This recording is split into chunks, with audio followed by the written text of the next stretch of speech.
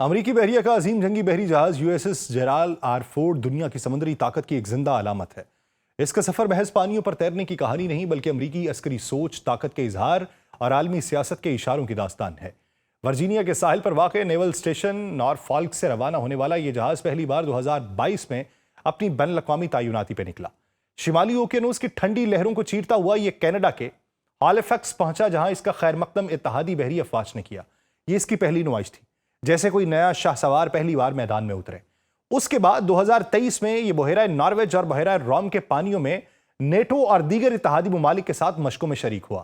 وہاں اس نے نہ صرف اپنی تکنیکی صلاحیت بلکہ امریکی عزم کا بھی مظاہرہ کیا۔ ان مشقوں کے دوران یہ جہاز اکثر خاموش مگر پرعزم انداز میں مختلف بندرگاہوں پہ رکتا تھا، وہاں کے لوگوں سے میل جول بڑھاتا تھا اور پھر سمندر کی وسعتوں میں غائب ہو جاتا تھا۔ مگر اس کے ہر سفر کے پیچھے ایک مقصد چھپا تھا۔ وہ مقصد کیا تھا بتایا جائے گا اسی ویلاگ میں۔ آپ سب پر سلامتی ہو، میں یاسر رشید ہوں اور آپ دیکھ رہے ہیں سنو نیوز۔ ناظرین، طاقت کا ایک تاثر جو امریکہ دنیا کو دینا چاہتا تھا۔ جیرالڈ آر فورڈ کا وجود خود ایک پیغام ہے کہ امریکہ نہ صرف جنگ کے لیے تیار ہے بلکہ امن کے تحفظ کے لیے بھی سمندروں پر نگاہ رکھتا ہے۔ 2025 میں یہ جہاز ایک نئے مشن کے اوپر روانہ ہوا۔ اس بار اس کا رخ لیٹن امریکہ اور کیریبین کے خطے کی جانب تھا۔ وہاں اس کی موجودگی کا مقصد روایتی جنگ نہیں بلکہ ایک مختلف نوعیت کی لڑائی ہے، منشیات کی سمگلنگ اور بین الاقوامی جرائم پیشہ نیٹ ورکس کا کلا کما کرنا، اور یہ تاثر امریکہ کی جانب سے دیا جا رہا ہے، جبکہ در حقیقت امریکہ غیر معمولی اسٹریٹجک اہداف رکھتا ہے۔ امریکہ کے لیے یہ صرف ایک جنگی جہاز نہیں بلکہ ایک چلتا پھرتا پیغام ہے، وہ مائی جو یہ بتا دے کہ میں تیرے منہ کے کسوں نہ مارنا ہے۔ یہ چلتا پھرتا پیغام ایسا ہے کہ جہاں کہیں بھی امریکی مفادات متاثر ہونے کا خدشہ ہو، امریکہ وہاں پہنچ سکتا ہے، چاہے وہ شمالی سمندر کی یکپستہ لہریں ہوں یا کیریبین کے گرم پانی ہوں۔ یہ جہاز وہاں طاقت، نظم و ضبط اور اثر و رسوخ کی علامت بن کے ابھرتا ہے۔ اس جہاز کی تعیناتی نے یہ بھی ثابت کیا ہے کہ جدید جنگ صرف ہتھیاروں سے نہیں جیتی جاتی بلکہ موجودگی، تیاری اور تاثر سے بھی جیتی جاتی ہے۔ اسی فلسفے کا یہ جہاز مظہر ہے، ایک ایسی قوت جو بظاہر خاموش ہے مگر جس کا سایہ پوری دنیا کے سمندروں پہ پھیلا ہوا ہے۔ یہ جو جہاز ہے، اس کی کہانی دراصل امریکہ کی بحری طاقت، امریکہ کے مفادات اور امریکہ کی عالمی حکمت عملی کی کہانی ہے۔ ایک ایسا سفر جو پانیوں میں شروع ہوا مگر اس کی گونج عالمی سیاست کے ساحلوں تک سنائی دیتی ہے۔ اگر موجودہ تناظر کو سمجھنا ہو تو ماضی کے بارے میں معلوم کرنا بے حد ضروری ہے۔ بات یہ ہے کہ امریکہ اور وینزویلا کی کشیدگی کے بارے میں آپ کو جاننا ہوگا۔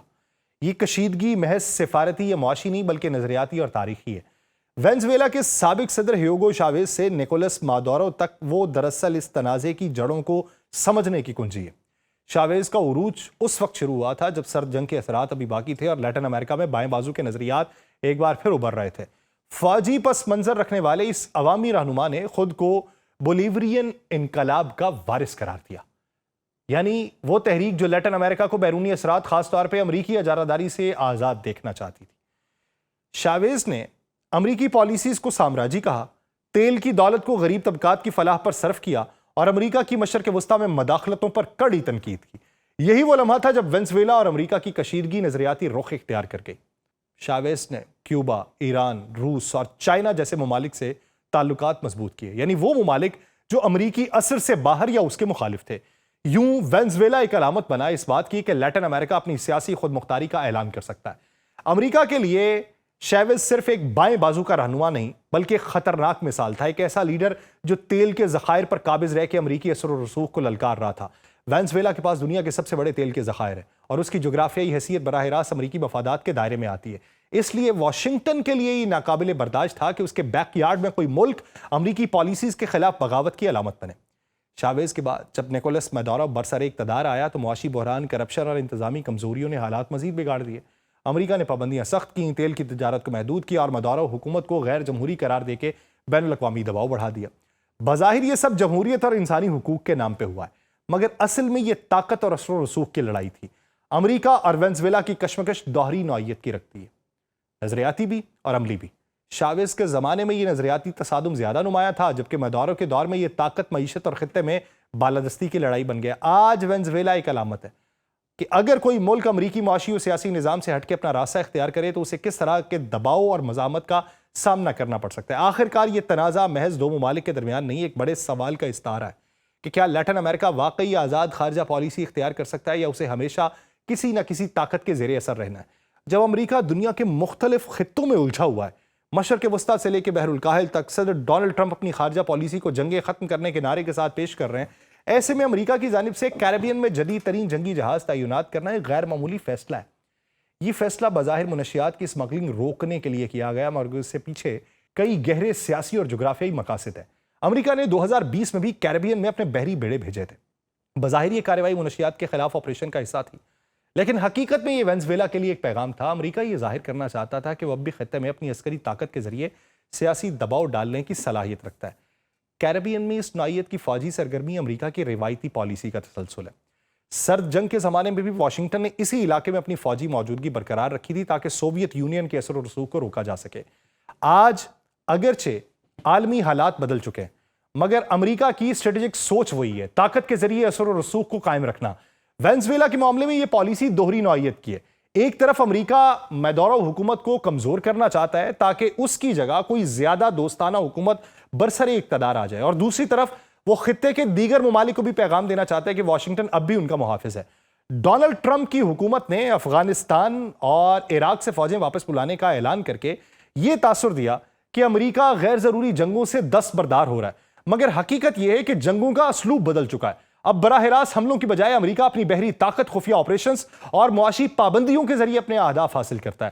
You S S Gerald R Ford جیسا ایئر کرافٹ کیریئر صرف ایک جنگی جہاز نہیں بلکہ ایک علامت ہے امریکی برتری کی، طاقت کے توازن کی، عالمی اثر و رسوخ کی۔ کیریبین میں اس کی موجودگی سے امریکہ کو کئی فائدے حاصل ہوتے ہیں۔ پہلا، یہ وینزویلا کی حکومت پہ نفسیاتی دباؤ ڈالتا ہے۔ دوسرا، یہ خطے کے اتحادی ممالک جیسے کولمبیا، برازیل ہیں، اس کو یہ یقین دلاتا ہے کہ واشنگٹن اب بھی فعال ہے۔ تیسرا، یہ چین اور روس جیسے ممالک کے لیے بھی ایک اشارہ ہے کہ امریکہ اپنی قریبی جغرافیائی دائرے میں کسی اور طاقت کو قدم جمانے نہیں دے گا۔ امریکی پالیسی ساز یہ جانتے ہیں کہ اگر وینزویلا روس یا چین کے ساتھ دفاعی اتحاد قائم کرتا ہے تو یہ امریکہ کے لیے ایک سفارتی اور عسکری دھچکا ہوگا۔ اسی لیے کیریبین میں فوجی طاقت کا مظاہرہ محض عسکری ضرورت نہیں ہے بلکہ جغرافیائی سیاست کا اہم حصہ ہے۔ یہ پیغام بھی دیا جا رہا ہے کہ امریکہ چاہے مشرق وسطیٰ یہ بحر الکاہل میں مصروف ہو، مگر اپنے بیک یارڈ یعنی لیٹن امریکہ پہ اس کی گرفت کمزور نہیں ہوگی۔ یوں دیکھا جائے تو یہ جہاز کی تعیناتی ایک علامتی اور سیاسی اقدام بھی ہے، ایک ایسا قدم جو براہ راست جنگ کے بغیر بھی دشمن کو معروف کر دیتا ہے، اور امریکہ کے لیے محض ایک جہاز نہیں، طاقت، موجودگی اور تسلط کا مظہر ہے کہ جنگیں اگر ختم ہو بھی جائیں تو ان کے پس پردہ مقابلے کبھی ختم نہیں ہوتے، اور کیریبین میں امریکی بحری بیڑے کی موجودگی اسی مسلسل لڑائی کا حصہ ہے۔ لیٹن امریکہ کی سیاسی تاریخ میں ایک مسلسل بہاؤ ہے جو بائیں بازو کے نظریات، عوامی تحریکوں اور سامراجی مزاحمت سے جڑا ہوا ہے۔ یہ خطہ محض جغرافیائی لحاظ سے امریکہ کے قریب نہیں بلکہ اس کی پالیسیز کے اثر میں بھی رہا ہے، مگر اسی قربت نے تصادم کو جنم دیا، ایسا تصادم جو نظریاتی بھی ہے، سیاسی بھی۔ لیٹن امریکہ میں بائیں بازو کی جو لہر ابھری وہ دراصل استحصال، نابرابری اور بیرونی تسلط کے خلاف عوامی رد عمل کی تھی، اور اسی لیے اسے امریکہ مخالف تحریک کے طور پہ دیکھا گیا۔ 19 سینچری میں جب لیٹن امریکہ کے ممالک نے اسپین اور پورچگل سے آزادی حاصل کی تو یہ آزادی محض نام کی تھی۔ معاشی اور سیاسی نظام اب بھی بیرونی طاقتوں کے زیر اثر ہے۔ 20ویں صدی کے آغاز تک امریکہ نے خود کو نئے محافظ کے طور پہ پیش کرنا شروع کیا۔ 1823 کے مونرو ڈاکٹرائن کے تحت واشنگٹن نے یہ اعلان کیا کہ امریکہ بر اعظم امریکہ میں یورپی مداخلت برداشت نہیں کرے گا، لیکن اس اصول کا عملی مطلب یہ تھا کہ لیٹن امریکہ و امریکی اثر کے تحت رہے گا۔ چنانچہ پوری 20ویں صدی میں امریکہ نے خطے میں اپنی مرضی کی حکومتیں قائم کرائیں، فوجی بغاوتوں کی پشت پناہی کی، بائیں بازو کی تحریکوں کو دبانے کے لیے ہر ممکن قدم اٹھایا۔ اسی دباؤ نے بائیں بازو کے رد عمل کو جنم دیا۔ کیوبا میں فیدل کاسٹرو اور چی گویرا کی انقلابی تحریک 1959 میں کامیاب ہوئی۔ یہ پورے بر اعظم میں ایک نئی روح کی مانند تھی۔ کاسٹرو کی حکومت نے سرمایہ دارانہ نظام کو مسترد کرتے ہوئے سوویت یونین کے ساتھ اتحاد کیا، جس نے سرد جنگ کے دوران لیٹن امریکہ کو عالمی طاقتوں کے کھیل کا میدان بنا دیا۔ امریکہ کے لیے ناقابل برداشت تھا کہ اس کے پڑوس میں ایک سوشلسٹ ریاست قائم ہو جائے۔ اس کے بعد وینزویلا، نکارا، گوا، چلی، بولیویا اور ایکواڈور جیسے ممالک میں بھی بائیں بازو کے رہنما ابھرنے لگے۔ چلی میں 1970 میں سیلواڈور ایلنڈے کا اقتدار اسی بائیں بازو کی لہر کا حصہ تھا۔ ایلنڈے نے سماجی انصاف، قومی صنعتوں کی نیشنلائزیشن اور عوامی فلاح کی پالیسی اپنائی، مگر امریکہ نے اسے کمیونزم کی جیت قرار دیا اور 1973 میں جنرل پنوشے کی فوجی بغاوت کی حمایت کر دی، جس نے ایلنڈے حکومت کا تختہ الٹا، اور یہ مثال بعد میں خطے کے دیگر ممالک میں دہرائی گئی۔ 1980 اور 1990 کی دہائیوں میں اگرچہ نیو لبرلزم کا غلبہ بڑھا اور امریکہ کی معاشی پالیسیز نے خطے کے بیشتر ممالک کو اپنے ماڈل کے قریب کیا، مگر عوامی ناپسندیدگی کم نہیں ہوئی۔ نجکاری، غیر ملکی سرمایہ کاری پہ انحصار ہوا، معاشرتی ناہمواری ہوئی، جس سے غریب طبقہ جو تھا وہ مزید پیچھے چلا گیا۔ اسی ناہمواری کے رد عمل میں بائیں بازو نے دوبارہ سر اٹھایا۔ اسی لہر کی نمایاں مثال ہیوگو شاویز تھا، جس نے 1999 میں وینزویلا میں اقتدار سنبھالا۔ اس نے کیوبا کے فیڈل کاسٹرو، بولیویا کے ایوو مورالس اور ایکواڈور کے رافیل کوریا اور نکاراگوئے کے ڈینیل آرٹیگا کے ساتھ مل کے ایک ایسا بلاک بنایا جو سوشلسٹ، عوامی اور خود مختاری شناخت رکھتا تھا۔ یہ رہنما نہ صرف امریکی اقتصادی پالیسیز کو مسترد کرتے تھے بلکہ عالمی سطح کے اوپر ایک متبادل ورلڈ آرڈر کی وکالت کرتے تھے، اور امریکہ کے لیے یہ سچویشن جو تھی وہ ایک خطرے کی گھنٹی تھی۔ امریکہ کو خدشہ تھا کہ اگر بائیں بازو کی یہ تحریکیں مستحکم ہو گئیں تو خطے میں اس کا اثر کمزور ہوگا۔ چنانچہ واشنگٹن نے مختلف طریقوں سے ان حکومتوں پہ دباؤ ڈالا، معاشی پابندیاں لگائیں، میڈیا کمپینز چلائیں، اپوزیشن کی مدد کی، بعض اوقات خفیہ آپریشنز کیے، اور وینزویلا کے معاملے میں امریکہ نے کھلے عام اپوزیشن لیڈر خوان گوائیڈو کو تسلیم کر لیا، جو اس کے سیاسی عزائم کی واضح علامت تھی۔ آج بھی لیٹن امریکہ میں یہ نظریاتی کشمکش جاری ہے۔ میکسیکو کے ایندریس مینویل لوپیزارا برادرو اور برازیل کے لوئس لاڈا سلوا اور کولمبیا کے گستاوو پیٹرو جیسے رہنما اسی بائیں بازو کی روایت کا تسلسل ہیں۔ اگرچہ یہ رہنما شاویز یا کاسٹرو جتنے انقلابی نہیں ہیں، مگر وہ امریکی معاشی ماڈل پہ تنقید کرتے ہیں، اپنی خارجہ پالیسی میں خود مختاری کو ترجیح دیتے ہیں۔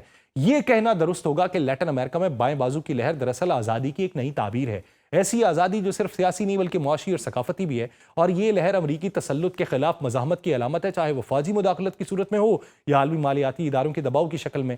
یوں دیکھا جائے تو لیٹن امریکہ کی بائیں بازو کی تحریکیں جو ہیں یہ آگے چل کے وہ تحریکیں ہیں جو تاریخی اور عوامی ہیں، ان کی جڑیں غربت، استحصال اور خود مختاری کی خواہش میں پیوست ہیں، اور امریکہ کے لیے یہ تحریکیں ہمیشہ ایک چیلنج رہیں گی، کیونکہ وہ ایک ایسے خواب کی نمائندگی کرتی ہیں جو واشنگٹن کی پالیسی سے بالکل مختلف ہے، ایک ایسا خواب جس میں خطہ اپنی قسمت کا فیصلہ خود کرے۔ اور لیٹن امریکہ کی تاریخ بتاتی ہے کہ بائیں بازو کی یہ تحریکیں محض سیاسی رد عمل نہیں ہیں بلکہ صدیوں کا استحصال اور عوامی شعور ہے جس کا اظہار ہو رہا ہے۔ ہر دور میں جب عوام نے خود مختاری، مساوات اور انصاف کی بات کی، انہیں امریکی مفادات کے مخالف قرار دیا گیا، مگر حقیقت یہ ہے کہ تحریکیں خطے کی اپنی داخلی ضروریات سے ابھری ہیں، بھوک سے ابھری، ناہمواری سے ابھری، خود مختاری سے ابھری ہیں، اور اسی منظرنامے میں امریکہ کی نظر میں لیٹن امریکہ ایک اسٹریٹجک بیک یارڈ ہے، مگر اس خطے کے عوام نے بار بار یہ ثابت کیا ہے کہ وہ کسی بیرونی طاقت کے تابع رہنے کو تیار نہیں۔ اب دیکھنا یہ کہ کیا وینزویلا کا اقتدار ختم کرنے کے لیے جو تگدو امریکہ کر رہا ہے، اور جس میں